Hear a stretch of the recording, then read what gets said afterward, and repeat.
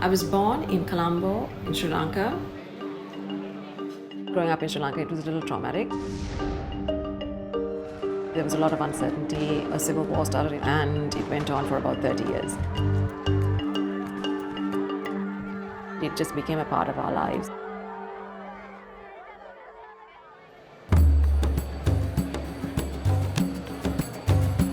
It was time to sort of make a move, maybe look for opportunities overseas. So Singapore is a very special chapter for my culinary journey.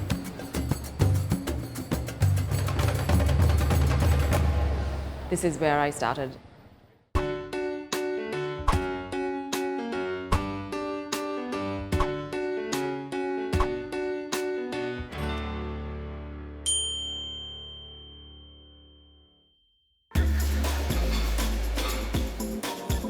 I work as a private chef. I started Too Good to Eat, which is the name of my company, in 2014.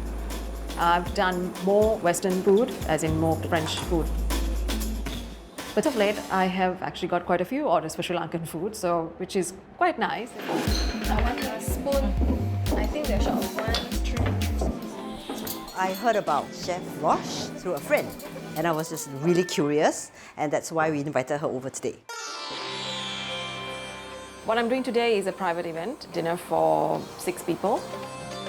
The sour fish curry is quite a popular dish, and it's not available in Singapore unless a Sri Lankan would make it. I thought that would be nice for them to taste that.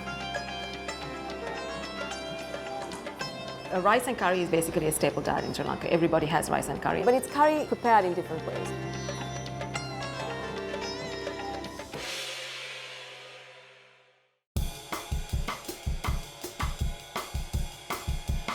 Got a sour fish curry, it's tuna, and a unique ingredient that has been used in that is called goraka, and it grows in Sri Lanka and it's very sour.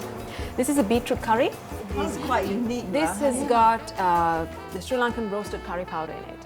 Now, the trick to eating rice and curry, first serve the rice. Make sure you serve enough curry. I would recommend a spoon each to balance off the 2 spoons of rice. It tastes different now. Yeah. Everything mixed in one set. That's a bit rich, huh? Sri Lankan food is first of all always found as home-cooked food. Very seldom do you find good quality restaurant food that is authentically home-cooked style. Like heavy. The chefs that can cook such food are less and less even in Sri Lanka. It's hard to find really good chefs that can actually turn out these type of meals. My recipe is my granny's. Each family has their own little secret ingredient that they put in their curry powders, so everyone has their closely guarded recipes. Can we buy the curry powder off Right now, there aren't many opportunities for us to really taste like authentic Sri Lankan food here in Singapore, right? But I think once Singaporeans get exposed to more Sri Lankan food, they would appreciate it. Sri Lankan food is just not curry and rice. We have the influence that came from the Malays, that came from Kerala, the southern region of India. We have the influence of Portuguese and the Dutch and the British. So we have all these very rich cultures that intermingle into what we call Ceylonese cuisine or Sri Lankan cuisine today. There are 2 different styles, Sinhalese and Tamil. The Sinhalese tend to use a lot more pepper to spice up their meal. And the spices, goraka, or what in English they call garcinia. Ceylonese cuisine, somehow it has never lifted off here because of the amount of work that goes into preparing the dishes. And the ingredients are a little bit harder to find. Chef Rose's curry, it's a different flavor. Her style of cooking, the Sinhalese style, very, very delicious. Will definitely take off in Singapore. I started working when I was 18 years old. I wanted to see the world, I wanted to spread my wings, I wanted to make some money. The only way I was able to do that was to join the airline. I work as a flight attendant for 20 years. Promised myself when I was in aviation that the next job I choose to do or whatever career I get into next, it'll be something that I truly enjoy. And that's when I decided that I wanted to become a chef.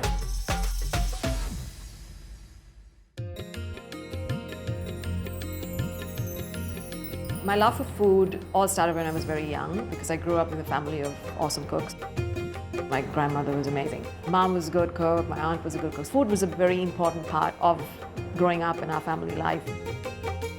In my grandmother's generation, the role of a woman in Sri Lanka was identical to most women in South Asian countries. They were more dependent on their spouses. They played more of a role of being the caregiver, taking care of the family and most of the cooking and household chores. So I remember my grandmother used to actually prepare meals. I used to ask her questions about what she was making and why she was using different ingredients. And also I remember being fascinated with the vibrancy of all of the curry powders and the colors of the curry pastes and spices like peppercorns and cumin, fennel, coriander and fenugreek.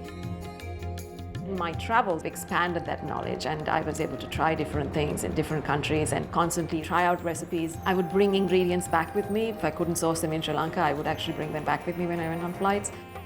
I was more drawn to the culinary world rather than anything else.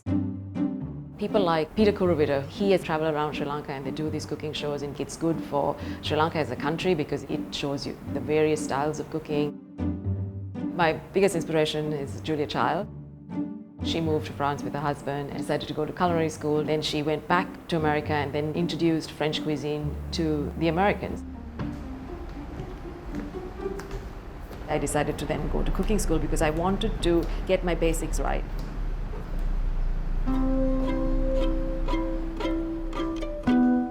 My mother was very supportive of all of my career choices and advised me constantly.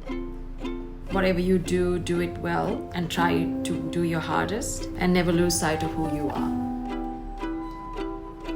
You know, growing up with a working mom, you know, she was constantly multitasking, she was constantly juggling her career plus taking care of me. She was kind of, you know, like a superhero almost. She was very supportive of me going to cooking school. I had to dig into a bit of my savings. Also, I had a little bit of help from my parents as well as my husband to see me through the whole program.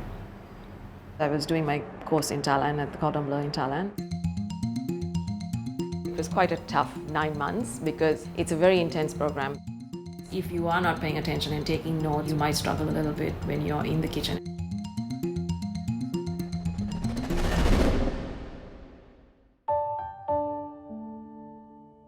One week into my second term, when my mother died very suddenly of a heart attack, obviously this came as a shock to us because it was so sudden. Course was getting tougher and tougher. All of that combined was not an easy time for me. I thought, no, this is not what my mom would have wanted. Pulled away from culinary school just because, you know, there was something like this happened. It actually gave me the strength to sort of, you know, move on. As much as I was grieving and going through a difficult time, the support from my family and friends just helped me to sort of, you know, finish what I started. It was very, very difficult for her, and if you miss, I think, 2 or 3 practicals, you automatically fail that part of the course. But, you know, she came back from after dealing with the bereavement, she arranged all the practicals, she did them all on her own and managed to still score the top marks after going through that. It was very clear that she wanted to be the best she could possibly be. I think she came first, you know, in every single written exam, every single practical exam. She is an absolute perfectionist. I was 35 years old when we left Sri Lanka because of my husband's work and we were moving to Dubai. 3 years later, we got the opportunity to move to Singapore and we were really looking forward to it, you know, because, I mean, weather-wise and climate-wise, all of that, it's quite close to it. It reminds us a lot of home and it's sort of, you know, we're comfortable here. I was very hopeful that my culinary training and background would boost my chances of getting a job in a restaurant in Singapore. But that wasn't the case. First, it was a new career that I was getting into. Maybe it was because I didn't have a lot of experience. Plus, I don't hold PR. At some point, I said, look, I'll even work for free. If you could just, you know, give me a few hours to just come in and learn the work, get a feel of how the business is run. It was quite difficult and, you know, a little bit disheartening, so.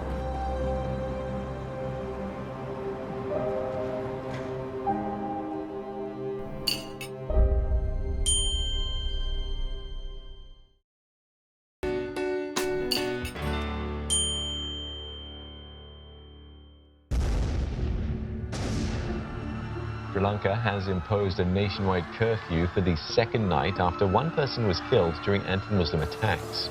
23 people have been arrested in connection with the attacks. The violence appears to be a reprisal over the Easter bombings that killed over 250 people.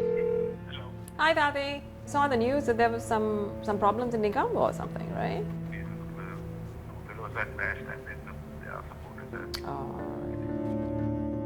Since the resurgence of violence in Sri Lanka in the last couple of weeks, it's been very unsettling. We're very nervous and very concerned, obviously, for the safety of family and friends.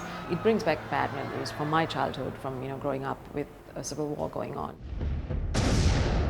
When we were about 10 or 11 years old, a civil war started in Sri Lanka, and it went on for about 30 years. There were multiple explosions in Colombo, and it was very close to where my parents were. We had incidents and things like that. But it's just not knowing that when you left your home, whether you would actually see your parents at the end of the day. We finished our schooling, we started working, and decided it was time to sort of make a move, maybe look for opportunities overseas. We were actually looking forward to the move to Singapore. Such a cosmopolitan country, it's a peaceful place to live in. The fact that it's such a multicultural country and everyone just lives so harmoniously together. Settling in Singapore has obviously been much easier because we've done it as a couple. My husband and I are quite international, and he grew up in a family of pilots. We like exploring different cultures here in Singapore. Originally from India. From India. The other one is spicy. Other one is spicy. Okay. What is that? We call this a mas mangkok. You know the cheng, the brown color? Yes. The jelly type one? Yes. That one. And what do you do with that? You just soak in water, you can make your syrup. Initially, there was a little bit of issues sort of trying to understand them. I think they also speak a little bit fast. After that, last you put the fish and put tomato, fresh tomato. Okay. As far as English is concerned, there are some words that we still haven't understood, and sometimes it takes us a while to sort of figure out what is it that they're trying to say. Is this dried asam petai? One for the asam pedas. Maybe some of them put for the fish curry. Oh, that's interesting. We've lived here for a couple of years now. We're sort of getting used to it, but it's a learning process. Fennel, mustard seed, and fenugreek. This spice mix. And this is for like the South Indian style fish curry. Yeah, of course. The combination I found for some of the curries, the way they were using the spices was a little bit different. Like I bought this spice mix, which is quite interesting because in Sri Lankan cuisine you would put the fenugreek and the mustard, but you won't add the little bit of dal into that. So I found that was quite interesting, and I can't wait to actually try it when I go back home. Singapore is a very special chapter for my culinary journey. After many months of approaching restaurants, and I hadn't heard back from any of them, and that's when I decided to start my own private chef business, and I started Too Good to Eat.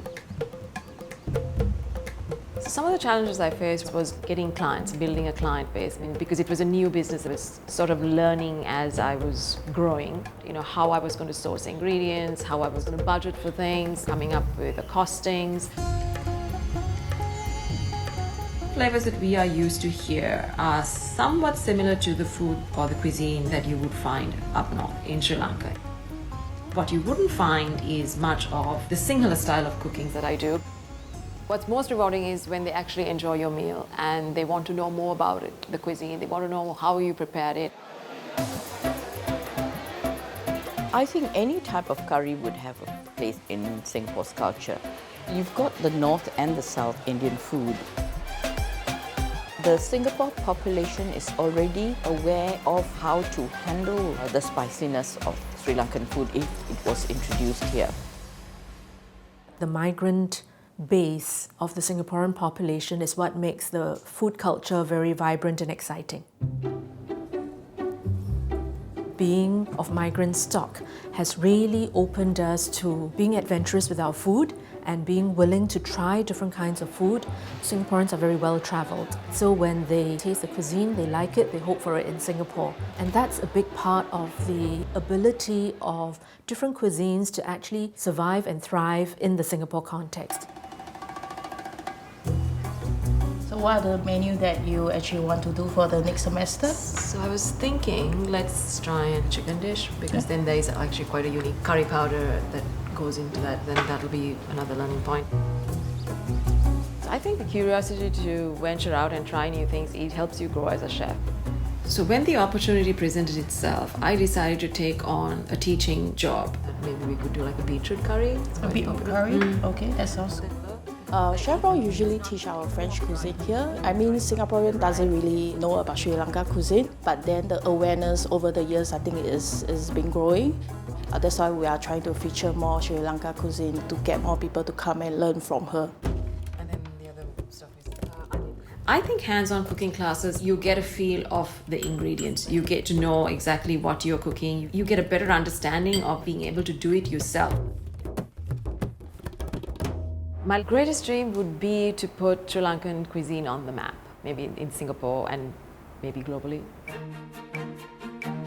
To create more of an awareness of Sri Lankan food, create a curiosity, maybe go to Sri Lanka, travel around Sri Lanka, because Sri Lanka is not all about the violence and whatever that is going on now. Yes, we are going through a bad period of time now, but the hope is that we will overcome it.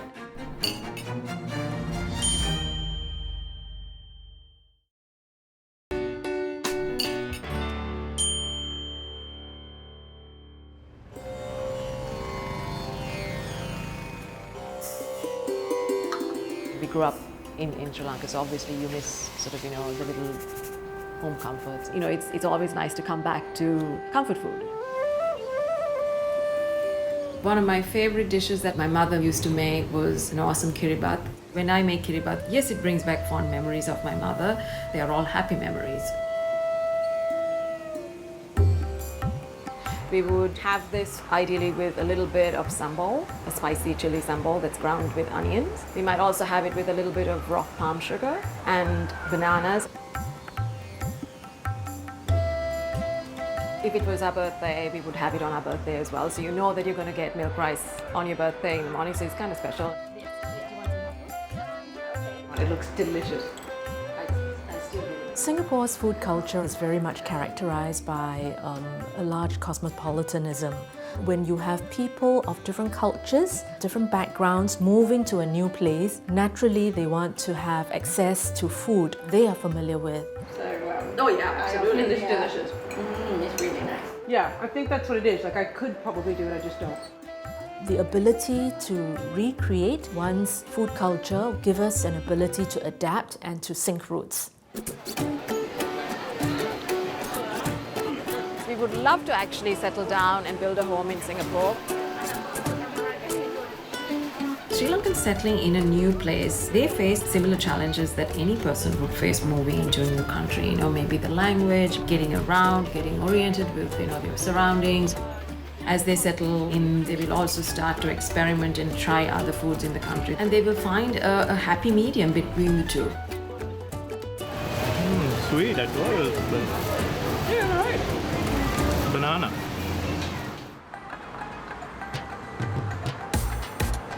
The first thing I think that comes to anyone's mind about Sri Lankan cuisine is it like an Indian curry, and it's not. Even though we use similar spices and similar ingredients in our curries, the preparation style is different. We use a lot of coconut milk, and not every curry has a ton of spices in it.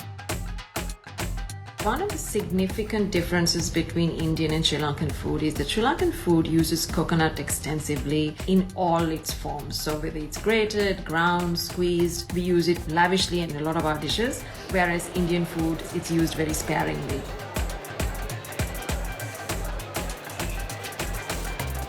It's more common to see Indian food and not Sri Lankan food here, and that's because there is a larger Indian community in Singapore. We don't see that very many Sri Lankan restaurants or Sri Lankan food freely available.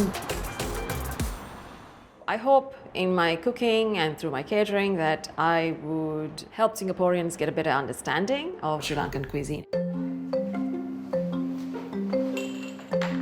So we've got 6 people coming to the class today. We're going to cook a mustard fish curry. The mustard fish curry, it's a family recipe. It's a recipe that my granny used to make. It's quite popular in Sri Lanka and a lot of people make it and a lot of families have their different styles of preparing this dish. Do you know anything about Sri Lankan cuisine? Is it just curry? It kind of is, but it's curry prepared in different ways. We're going to start with making a curry powder, so start toasting our spices. As you know, Sri Lanka is well known for its spices and we were a spice trading country in the past, so we still continue to actually use a lot of spices in our cooking. I've never tried Sri Lankan food, never been to Sri Lanka before too. I feel that the classes make people be knowledgeable about Sri Lankan cuisine. Maybe just the very basic, but I think it's good enough. And you need to taste that sauce. Now we've reduced it, you need to taste it again. When they see the quantity of spices in it, I think they just feel like it's going to be very overpowering and why is it that we're using so much, and I think they need a little bit of coaxing to sort of understand that this is how Sri Lankan curries are made. Instead of making this ourselves, can we just substitute it with the ones we buy from the supermarket? I wouldn't recommend it because you wouldn't get the same flavors. The types of spices and the quantities of spices that go into each curry powder is different. So you might not get that if you were to buy a regular like a garam masala. You might see the similarities of South Indian cuisine with the north of Sri Lanka, but the rest of the island, we've got our own sort of unique taste. I've seen pictures of Sri Lankan food and my friend from Sri Lanka has shown me before, but I've never actually eaten them. Yes, fishes, yes. Compared to some of the Indian curry places, sometimes you can taste just the curry scent. Sri Lankan food, you can taste the ingredient quite specifically and actually all come really well together. I wouldn't mind trying to cook a few dishes. When they actually taste the curry at the end of the class, they understand basically what I've been trying to say. This is why we need to use these spices and this is why we combine these 2 spices. That is something that's very rewarding to me, that I get to share my heritage and my cuisine with so many people. So Singapore has helped me grow as a chef, helped me establish my career, and my business has also grown in the process. So my hope is maybe think about opening up a restaurant. That one day Sri Lankan curries will be as popular as the laksa or chicken rice, all of the lovely local dishes that we find here.